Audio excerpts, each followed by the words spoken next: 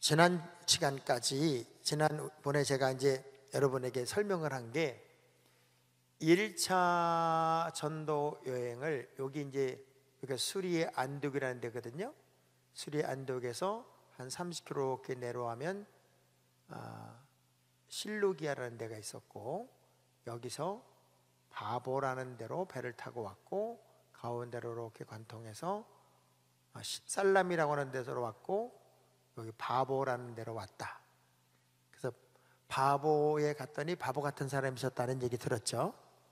그래서 박수무당이 서기오 총독 바울의 말씀 못 듣게 해서 눈이 멀었고, 이 밤빌리아의 수도인 여기 이제 버가라는 데인데, 버가라는 데에서 이렇게 배를 타고 가서 여기 버가라는 데를 갔다가 여기에서 마가 요한이 집으로 갔다. 이제 더 이상 힘들고 어려서 못하겠다. 왜냐하면 이 지금 현재 여기 그 신바보시죠. 신바보시에 가면은 바울 채찍교회가 있어서 그 바울 채찍교회에 그걸 느껴보면 아마 바울이 바보시에서 되게 핍박을 많이 받았고, 그리고 여기에서 여기 오는 길도 굉장히 어려운 과정을 거쳐서 왔는데 핍박을 받고 나니까 더 이상 갈 수가 없겠다. 그래서 밤빌리아의 수도인 이제 버가라는 데를 가자마자 배를 타고 다시 이 안디옥으로 온 게 마가 요한입니다. 그리고 이제 여기에서 비시디아 안디옥으로 갔고, 비시디아 안디옥에서 이고니온, 루스트라, 더베를 거쳐서 그대로 다시 와서 여기 아달랴를 하는 데서 구브로를 거쳐서 안디옥으로 돌아온 요게 1차 전도여행 2373km. 그러니까 2373km라고 하는 굉장히 긴 거리를 이제 바울이 이동을 하고 갔다 온 거예요. 그러니까 2373km면 우리 서울에서 부산까지가 한 450km 되나요? 450km 되니까 5번을 왔다 갔다 하면 2000km고, 그러니까 6번 정도를 왔다 갔다 한 거예요. 그러니까 걸어서, 여기 전부 다 요 과정, 여기만 배를 탔고 나머지는 이제 다 걸은 거죠. 걸어서 2373km를 이제 복음을 전하고 돌아왔는데 전도 여행 과정 속에서 무슨 문제가 불거졌냐면, 많은 사람들이 이제 이방인도 예수를 영접하게 됐고, 또 유대인들이 개종자도 많이 나왔는데, 이제 유대인 개종자들하고 이방인 개종자들하고 사이에 자꾸 갈등이 생겨요. 어떤 갈등이 생기냐면, 전통 유대인들이 예수를 믿고 나니까 순수한 이제 기독교인이 된 사람들하고 자꾸 부닥치는 이유가 뭐냐면, 저 사람들은 너무 쉽게 예수를 믿는다는 거예요. 할례도 안 받았지 않냐, 그리고 뭔가 표식도 없이 믿기만 하면 구원을 받는다는 게 우리 유대인들의 입장에서는 이해가 안 된다. 그러니 구원의 문제는 예수를 믿는 것뿐만 아니라 기본적인 유대인의 표식인 할례를 행해야만 이게 진정한 예수를 믿어서도 구원을 받는 게 아니냐. 이제 그게 이제 굉장히 불거졌던 일 중에 하나가 이제 나중에 얘기하겠지만 디모데가 할례를 받게 되는 이유거든요. 유대인 개종자들 사이에서는 이 할례라는 걸 굉장히 중요하게 생각을 했어요. 율법적이기도 하지만 그게 진짜 하나님의 자녀가 되는 표식이라고 생각을 했기 때문에. 그래서 문제가 이제 돼서 이제 뭐 다양한 곳에 다 예수를 믿는 사람들이 만들어졌기 때문에 그런 문제를 가지고 예루살렘 공회를 바울과 바나바가 가게 되죠. 그리고 거기서 이제 실라를 만나게 되고, 결국 어떤 해결책을 가지고 오냐면, 실라라는 사람이 서류에다가 이제 도장을 찍은 거. 회의 결과, 쉽게 말하면 회의 결과, 어떤 결과를 내렸냐면 예수를 믿고 구원을 얻는 문제는 할례 받는 거와 관계없다. 마음으로 믿어 입으로 시인하여 구원의 백성이 되는 것이다 하는 결론을 가지고 와서 이제 굉장히 갈등이 있었던 요 수리 안디옥 교회 성도들을 안정을 시키고, 그리고 이제 좀 시간이 지나면서 바나바가 이런 제안을 하는 거예요. 우리 다시 한번 전도 여행을 떠났으면 좋겠다. 다시 한번 전도 여행을 떠났으면 좋겠다 하는 얘기를 이제 꺼내면서 2차 전도 여행이 이제 시작이 되는 겁니다.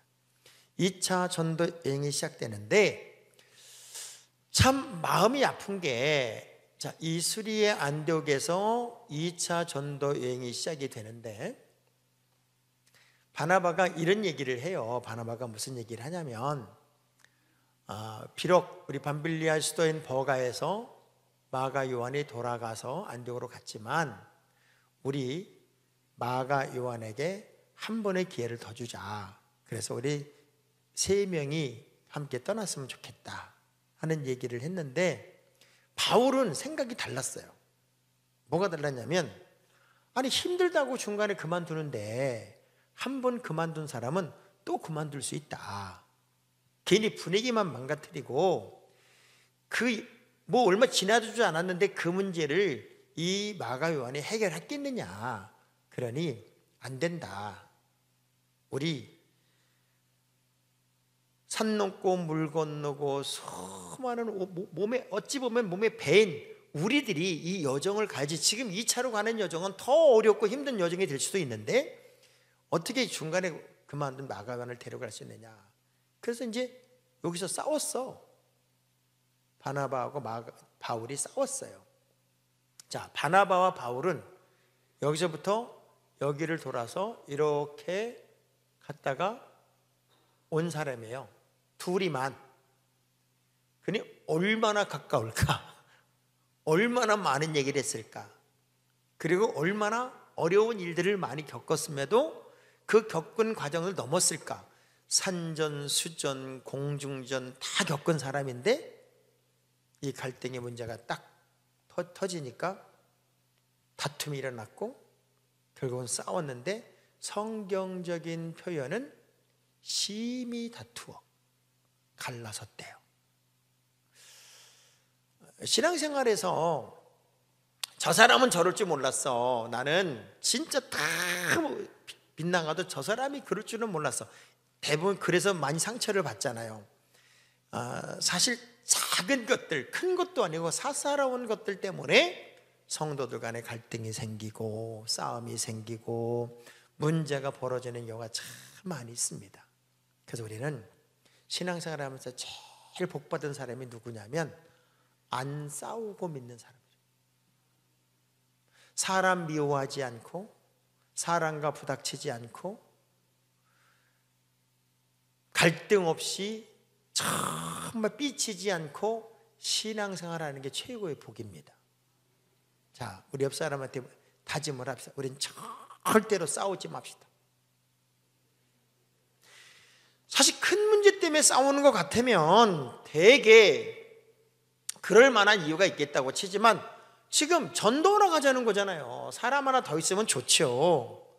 그런데 그 문제를 가지고 그렇게 갈라서 싸워가지고요, 마가 요한과 바나바는 구브로 섬으로 갔고, 이렇게 갔고. 그러니까 둘이는 원래 구브로 섬이 바나바의 고향이니까 지금의 사이프러 섬으로 갔고, 그리고 이제 여기서 바울과 실라가 실라가 함께 출발하는데 어떤 신학자들은 누가가 여기서부터 같이 출발했다라고 말하기도 하고, 어떤 신학자는 누가는 여기에서 합류했다라고 말하기도 합니다. 그런데 내가 가보질 않아서 모르겠어요. 성경에는 증거가 없어요. 그런데 갑자기 누가가 나타나요. 근데 누가가 이 빌립보에 가서 요 빌립보에 가서 의도 터질 때 누가가 안 맞아요. 매를 안 맞아요. 바울과 실라만 집단 폭행을 당하거든요. 그래서 누가는 아마 이 마게도냐 사람일 확률이 있다 해서 나는 장학봉 목사는 늘 여기에서 만났을 것이다 라고 생각을 하는 사람이 적고, 많은 신학자들은 여기서 같이 갔다는 얘기를 하는데 계속 가는 동안에 누가 얘기 한 번도 안 나와요. 한 번도 안 나옵니다. 자, 그래서 여기서는 이제 예루살렘 공회를 갔다 왔던 실라가 합류가 돼서 바울과 실라가 이제 이 길을 따라서, 이건 이제 육로죠. 육로를 따라서 사도행전 15장 41절을 한번 읽어보면은, 사도행전 15장 41절을 읽어보면은 이제 바울이 이 길을 따라서 길리기아 지방에 다소란 요 주변을 돌아서 이제 다소에 가는데, 이 거리가 가까운 거리가 아니라 465km였어요. 나는 여러분들이 놀라지를 않아서 내가 놀라는데, 수리아와 길리기아로 다니며, 그랬죠? 수리아와 길리기아로 다니면서, 여기를 다니면서 교회들을 든든히 세웠다라고 얘기를 했는데, 이 다소라는 지역은 바울이 1차 전도 여행 때 안 갔어요. 그죠? 이걸 알면 기적이지. 안 갔고, 요 다소는 바울의 고향이에요. 근데 여기에 교회들을 든든히 세웠대요. 여기는 바울이 1차 전도여행 때 안 간 데인데 교회들을 든든히 세웠다는 얘기는 뭐냐면, 바울이 다메섹에서 거듭남을 경험한 이후에 그의 고향에 가서 살다가 안디옥으로 부름을 받았거든요. 그러니까 기독교인으로 개종한 이후에 거의 10여 년 동안을 이 지역을 다니면서 바울 때문에 많은 교회들이 세워졌다는 거예요. 그리고 많은 그리스도인들이 만들어졌다는 거죠. 그래서 안디옥에서 출발해서 길리기아 지방들에 있는 교회들을 든든히 세우는 일을 감당하는데, 이 길이 465km였고, 이제 길리기아를 가는 데는 이런 쪽에 시리아 관문이라는 데가 있어서 이 관문을 통과해야 됐고, 거기는 중요 무역로이기도 했습니다. 아마 바울은 두 가지 마음이었을 거예요. 바나바가 고향으로 갔고 헤어짐이 아쉽기도 하지만 내가 세운 교회들을 돌아본다고 하는 설레임도 있었겠죠. 우리가 복음의 열매를 따면 그 거룩한 설레임들이 분명히 있게 될 거고, 이 길리기아가 굉장히 큰 평원이어서 이 바울이 살던 이 길리기아 지방의 수도가 이제 다소였는데 굉장히 풍요로웠던 공간이고요. 이제 어떤 학설을 보면 이렇게 길을 가다가 여기 해안도로 쪽에 요나 기둥이 있어요. 지금 성지를 가다 보면 요나 기둥이 있어서, 뭐 지금은 그게 있다가 없었다 그런 얘기도 있는데, 요나가 물고기한테 토해진 데가 여기가 아니냐, 그런 학설도 있는 데가 바로 요 과정을 가면서 길리기아 지방에 이제 도달하게 되는데, 여기가 흑염소 같은 거를 많이 기르고 또 천막 제조, 흑염소 털로 만든 천막, 특별히 이런 걸 많이 만들어서 이 바울이 자기 고향에서 천막 짓는 기술을 배웠던 이유가 흑염소 털로 만든 천막, 이게 이제 굉장히 많았던 지역이 다소였기 때문에 그렇습니다. 자, 여기서 이제 바울은 어떤 결정을 하게 되냐면, 다소에서 내가 1차 전도여행 제가 설명하면 이렇게 해서 여기까지 왔던 게 1차 전도여행. 여기서 이제 의도 터져가지고 죽다 산 데가 여기예요. 돌에 맞은 데가. 그러니까 다소에서 이렇게 가는 거예요. 1차 전도 여행지를 다 돌아보는 거죠. 그래서 이 다소가 해양 기후였다면 이 해양 기후에서 이제 타우루스 산맥이라고 하는 이 산맥, 이렇게 산맥이 쭉 있는 이 산맥이 되게 높은데 이 산맥을 넘으면 해양 기후에서 이제 평원 기후로 바뀌는 거예요. 이 산맥이 쭉 연결되어 있기 때문에. 그러니까 전혀 다른 문화, 전혀 다른 기후로 들어가는 게 이제 더베라는 지역으로 들어가는 겁니다. 요게 여기서 여기까지가 또 240km. 바울이 여기서 여길 전체로 돌아다닌 거리가 465km. 왜냐하면 이렇게 다이렉트로 간 게 아니라 여기저기 다니면서 이 다소까지 간 거기 때문에. 그리고 다소에서 여기 더베를 가는 데는 240km인데 이 산맥을 넘는 게요. 이 산맥을 넘는 게 산맥 높이가 3,500m래요. 그건 얼마나 어려운 과정을 넘어서 망망대해 평지로 이제 들어가게 되는 겁니다. 제가 실제 루스트라에서 더베를 차를 타고 간 적이 있어요. 이 루스트라에서 더베를 차를 타고 가는데 이 양쪽이 전부 다 그때 당시 해바라기인가 뭔가가 심겨져 있었는데 끝없이 정말 끝없이 가도 양쪽이 다 그렇게 심겨져 있고 굉장히 비옥해서 여기가 산모작, 길리기아부터 여기가 산모작을 할 수 있을 만큼 비옥한 토지라고 그래요. 그래서 우리 교인들은 여기서 여기 갈 때 너무 이제 지루하고 아무것도 없어서 제가 이제 중간에 세워가지고 남자는 오른쪽, 여자는 왼쪽 그 해바라기 그러니까 뭔가 거기 옥수수구나 옥수수 밭으로 들어가서 여자는 오른쪽에서 오줌을 누고 남자는 왼쪽에서 오줌을 누라.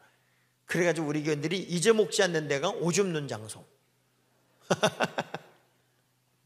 그래서 다소에서 더베까지 물론 여기 가서는 얼마나 가족도 만나고 친족도 만났겠죠. 바울이 자기 고향에 갔으니까 여기가 바울의 고향이고요.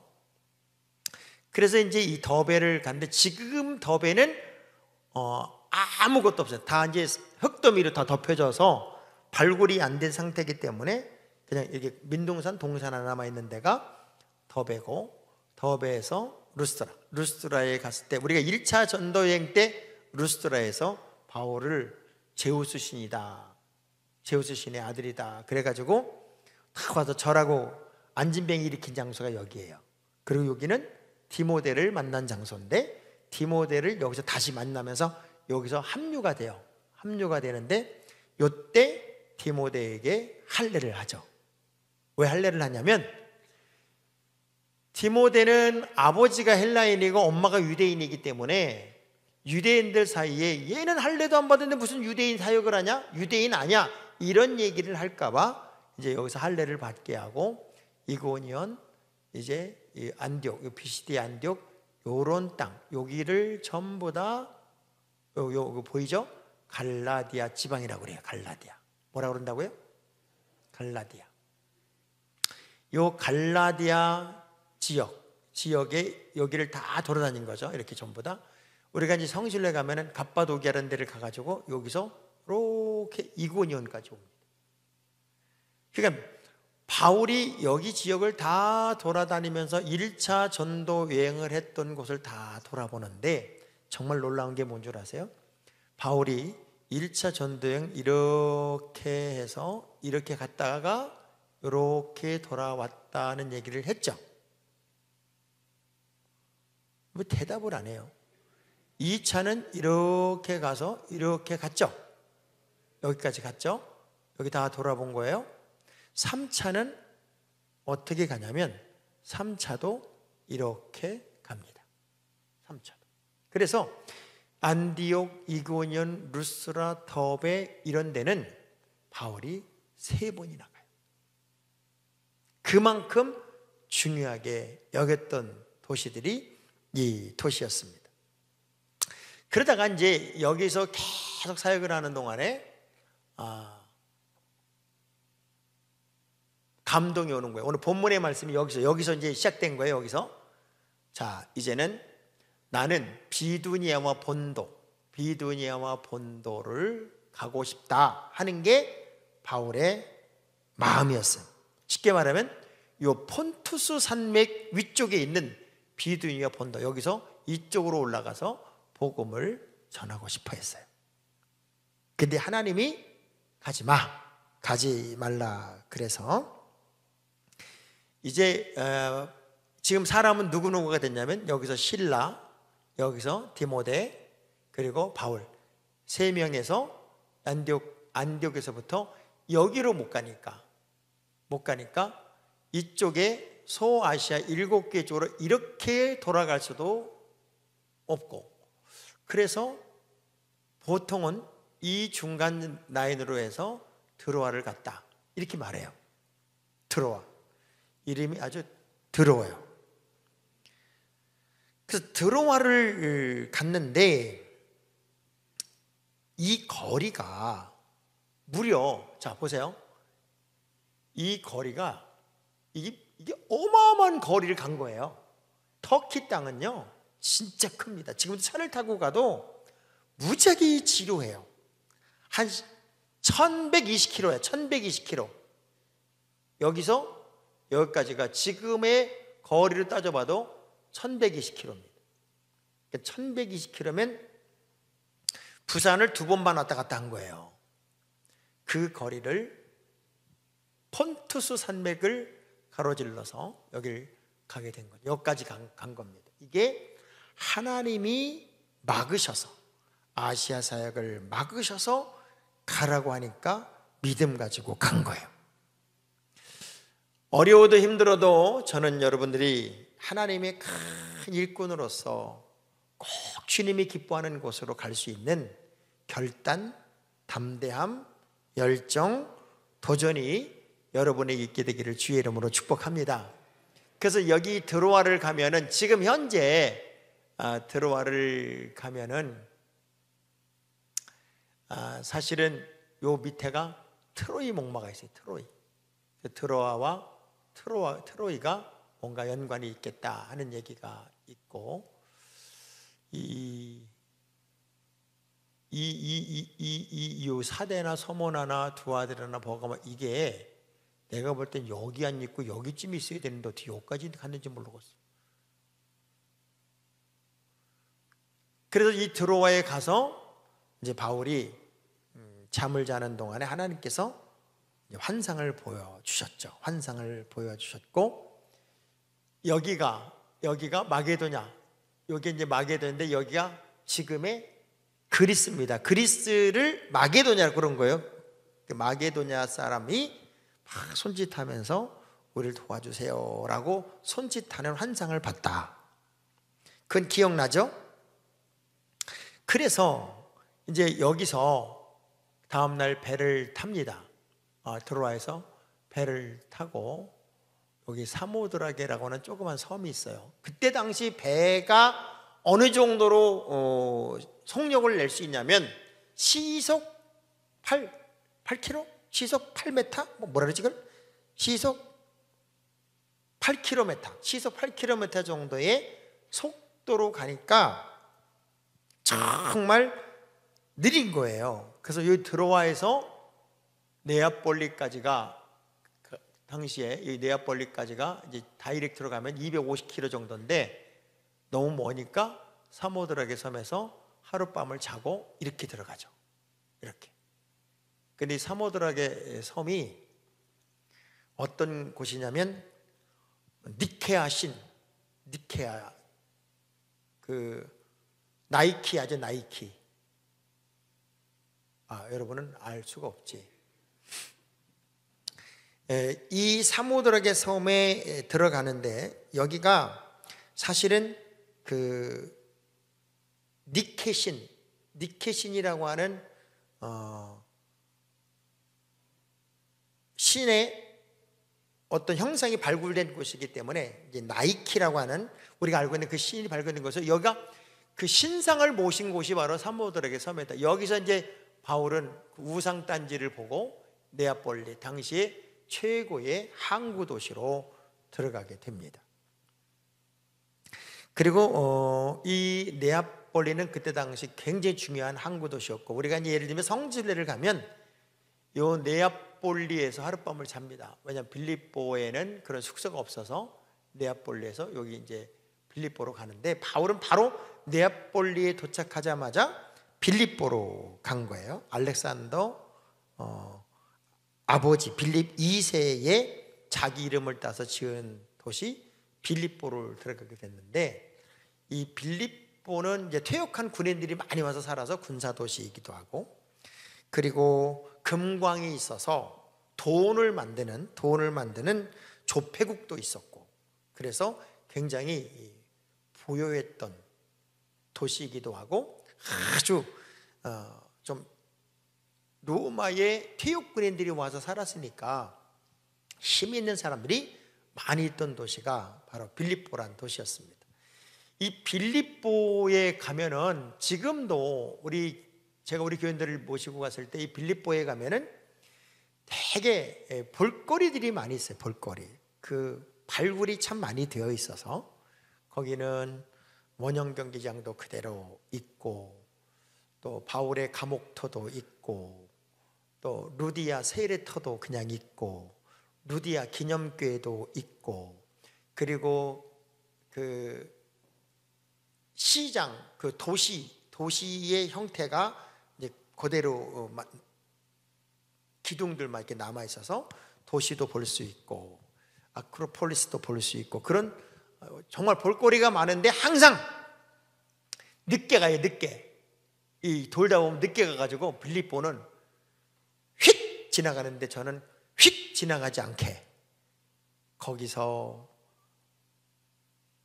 세족식도 하고 거기서 노래도 부르고 그렇게 하는 공간이 이 빌립보입니다. 이 빌립보에는 특이하게도 바울이 늘 복음을 전하는 공간이 어디였냐면 회당이었어요. 그리고 복음을 전하는 대상은 유대인들이었습니다. 그런데 빌립보는 회당이 없었어요. 그리고 유대인들을 쉽게 찾아볼 수가 없었던 것 같아요. 그래서 바울이 이제 어디 예배 처소가 없나 하고 찾아다니다가 간지테스라고 하는 강에 가게 되는데, 그 강가를 이렇게 거닐다 보니까 그 간지테스 강가에서 여자들 몇 사람이서 이제 말씀을 읽고 또 기도도 하는 장면을 보게 되면서 바울이 그 여자들을 찾아가서 대화를 나누고 말씀을 가르치는 과정에서 만난 사람이 루디아라고 하는 두아디라라고 하는 곳. 이 두아디라라고 하는 곳에서 이제 사는 고향은 여기에요. 여기에 살면서 여기가 이제 그 옷감을 물들이는, 그 옷감을 염색하는 독특한 염료가 있어서 이 두아디라에서 옷이 만들어지는 그것이 고급진 옷이었는데, 여기서 이제 이 두아디라라는 데가 리디아라는 도시의 수도거든요. 리디아 그러면 그게 루디아예요. 루디아라는 한 도시의 수도가 두아디라인데, 이 두아디라에 살면서 이제 옷감을 떠다가 여기서 이제 판매하던 도매상 같은 역할을 했던 사람이 루디아라는 사람인데, 루디아라는 이름이 실제 이름이 아니라 우리식으로 말하면 여러분들이 이제 고향이 있어요. 그죠? 고향. 저 사람은 광주댁이야. 저 사람은 무슨 나주댁이야. 이 사람은 리디아라는 도시에서 왔기 때문에 루디아로 불렸을 수도 있다라는 얘기를 해요. 제가 볼 땐 그것도 틀린 얘기 아니에요. 실제 루디아가 이름이 아니고 혹시 순두개가 이 사람 이름이 아닐까 하는 얘기도 하고, 루디아는 그냥 루디아 덱, 리디아 덱 이렇게 말하는 게 아니었을까 그런 얘기도 하고. 그래, 이거는 나중에 이제 우리가 주님 나라에 가가지고 바울한테 물어봐야지. 어느 게 정확하게 맞는 건 모르겠지만 그런 생각을 해보면 또 그것도 유추가 되는데, 거기서 이제 루디아를 만나면서 바울이 이제 복음을 전한 거죠.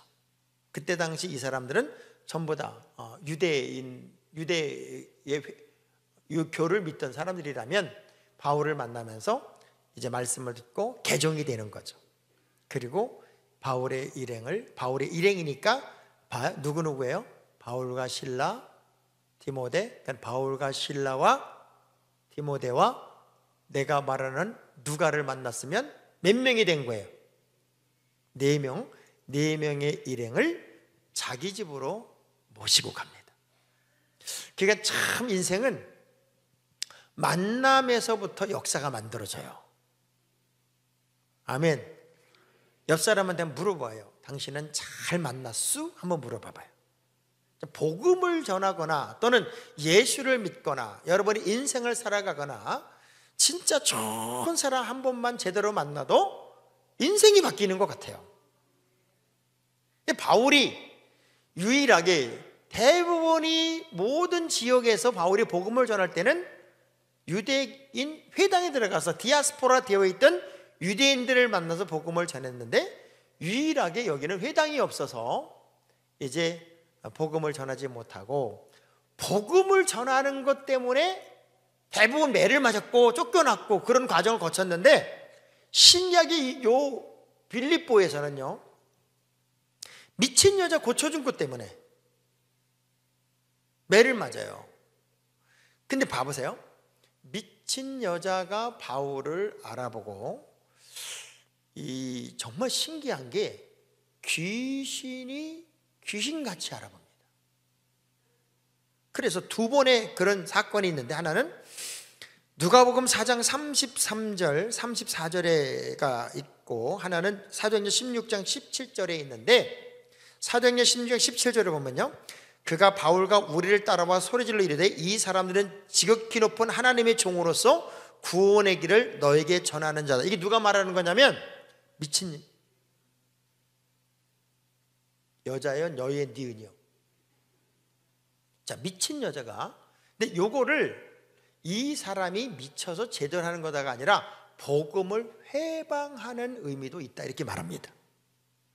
그리고 누가복음 4장 33절 34절을 보면요, 회당에 더러운 귀신 들린 사람이 있어 크게 소리를 질러 이르되 아 나사렛 예수여, 우리가 당신과 무슨 상관이 있나이까? 우리를 멸하러 왔나이까? 나는 당신이 누구인 줄 아노니 하나님의 거룩한 자입니다. 신기하잖아요. 귀신이 귀신같이 하는데 그게 증거가 되겠느냐를 보면 사람들은 이것을 통해서 오히려 비아냥거린다 그 얘기예요. 아이고 귀신 들린 건 아는 얘기구만, 이런 얘기라 그 얘기죠. 그래서 복음의 회방이 되는 거고 마음의 부담이 됐기 때문에 바울은요 마음에 격동이 일어난 거예요. 근데 이 여자를 통해서 돈벌이 하는 사람도 있었단 말이죠. 그 안수하고 기도하니까 귀신이 떠나갔고 이 여자가 멀쩡한 사람이 되었다고 하는 것 때문에, 자 4명이라고 그랬죠. 4명. 바울, 디모데, 실라, 누가. 4명 중에 2명만 집단 폭행을 당합니다. 누구하고 누구만 집단 폭행을 당해요?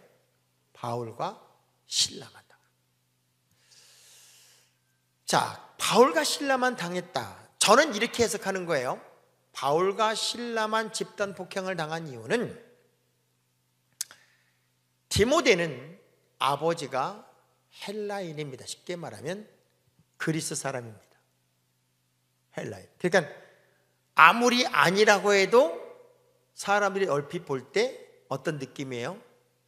우리나라 사람 같은 느낌이 들었겠지. 누가가 안 맞았다는 얘기는 누가가 아마 마게도냐에서 탄생한 사람이 아닐까. 그래서 두 사람은 빠졌어요.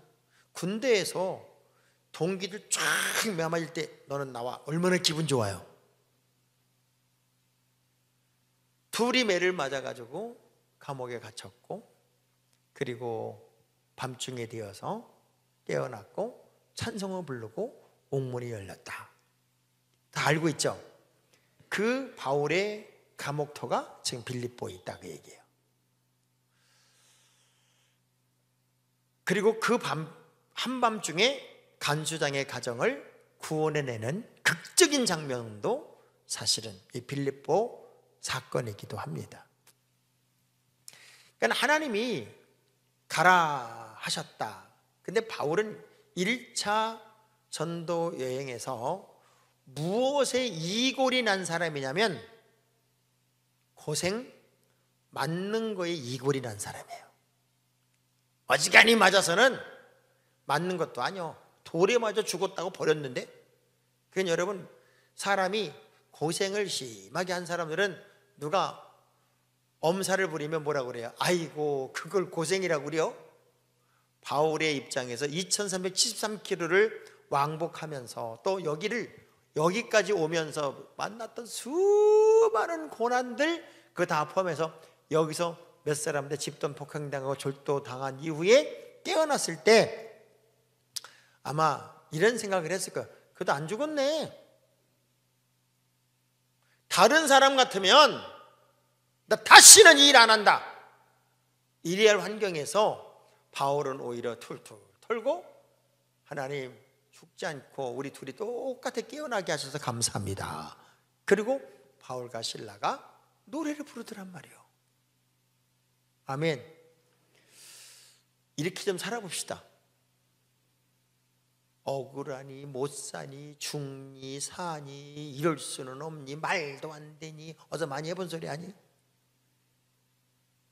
조금만 힘들고 조금만 어려우면 이건 있을 수가 없다는 둥, 말이 안 된다는 둥, 억울하다는 둥, 이건 죽기보다 힘들다는, 다 내려놓고 아이고 안 죽었네. 그리고 찬송을 부르는 거예요. 사이즈가 달라. 사이즈가. 우리 두 손을 가슴에 대고 이렇게 다짐합시다. 나도 사이즈가 다르게 살겠습니다. 할렐루야. 좀 그렇게 좀 바울이 이동하는 모든 과정을 보면 우리가 할 수 있는 길을 가는 게 아니에요. 사실은 하나님의 영이 그를 인도하고 있고 성령의 인도를 받고 있고 하나님이 준 힘으로 가고 있는 거잖아요. 그리고 가는 곳곳마다 하나님의 교회가 세워지는 행복을 맛보고 있는데 얼마나 감사하냔 말이에요. 그보다 더 큰 기쁨이 어디 있어요? 오늘도 우리 여러분들이 수요예배 이렇게 나와서 은혜를 받으면서 참 갈 데도 많고 할 일도 많고 이웃거리 핑계도 많겠지만 그래도 나와서 은혜 받으니까 좋다. 목사님의 이 이야기는 들어도 들으면 까먹고 그런데도 들으면 또 은혜가 되고 들으면 감사가 되고 이거 참 좋다.